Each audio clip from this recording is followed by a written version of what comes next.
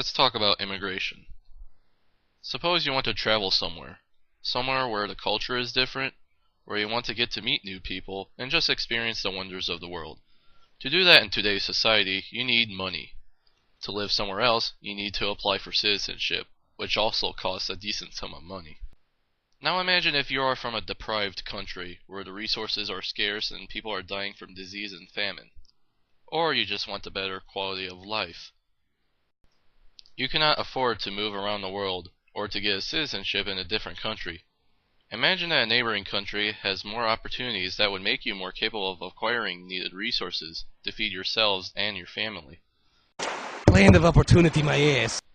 To survive, would you not travel across a border to seek a better opportunity?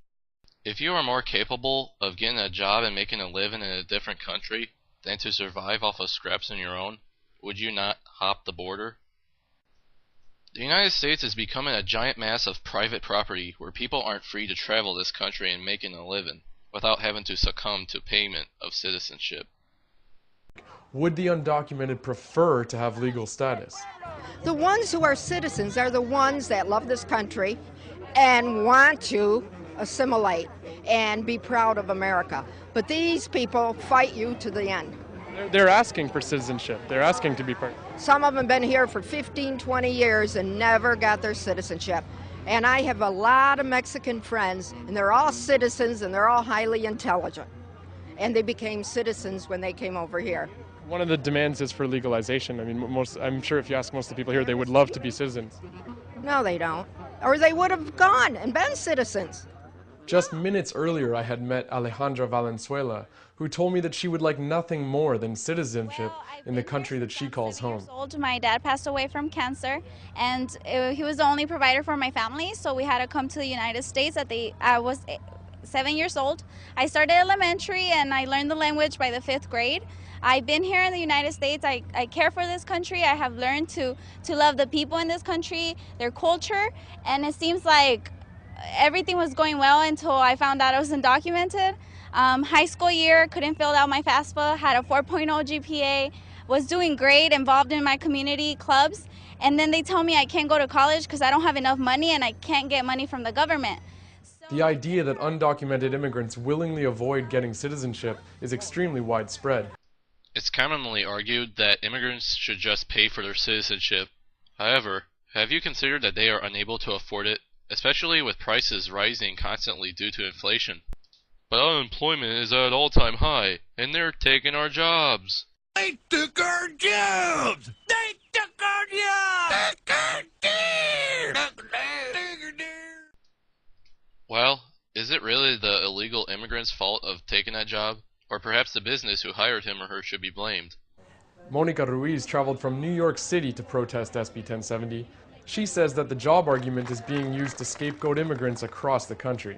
And you can see it in the hysteria that they've created around the country, where even liberals think, well, we really have an immigration problem. And we want to say to them, we don't have an immigration problem. This country has had immigrants coming in for centuries. This is the way it is. The only reason this is an issue today, is that there is a downturn in the economy, and somebody has to be blamed. Someone has to pay, except for the people who should really pay. It's easier to direct the attention of the vast majority of middle-class people who are losing more than anybody else right now.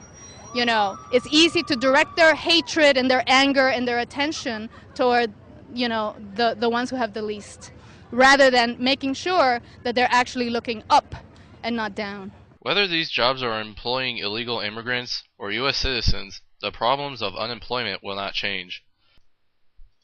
Business thrives on cheap labor. Whether it would be from immigrants or automation, the jobs lost aren't coming back. Eventually, all of human labor will be automated, and no one will be able to support such a system of money. This technological unemployment is a key issue that hardly anyone takes into account, though I won't get into much detail on that in this video.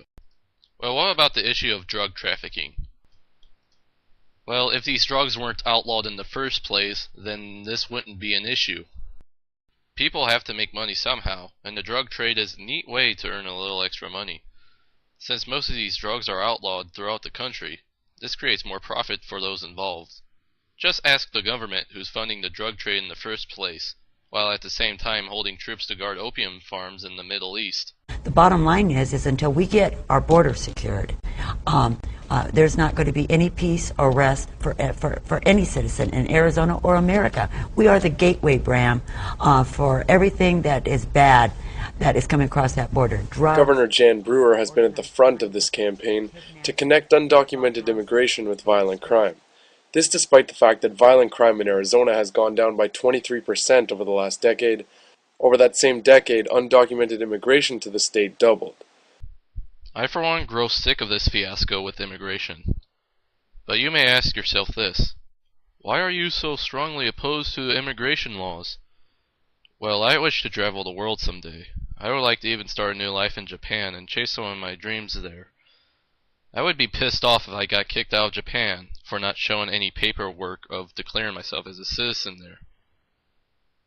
I also find it fallacious that we cannot share this one beautiful planet that we all live on. This planet that is home to over 6 billion people. Now imagine if your mother said you couldn't enter the kitchen unless you either show your papers of being a resident in the kitchen or paying a $1,000 fee to become one. I wouldn't want to pay money just to move around in my own home, and I certainly wouldn't pay money just to move around on this planet. This home that belongs to everyone. You have to keep in mind that illegal immigrants are people too, and they deserve to be treated as such. Just because there's a law stating that you must become a citizen to live in the United States doesn't mean that it's justified. Just like how marijuana is illegal to own, with only a few exceptions in several states, but it has been proven to be more healthy than it is detrimental. No one is an illegal immigrant, because our home is this planet and the universe.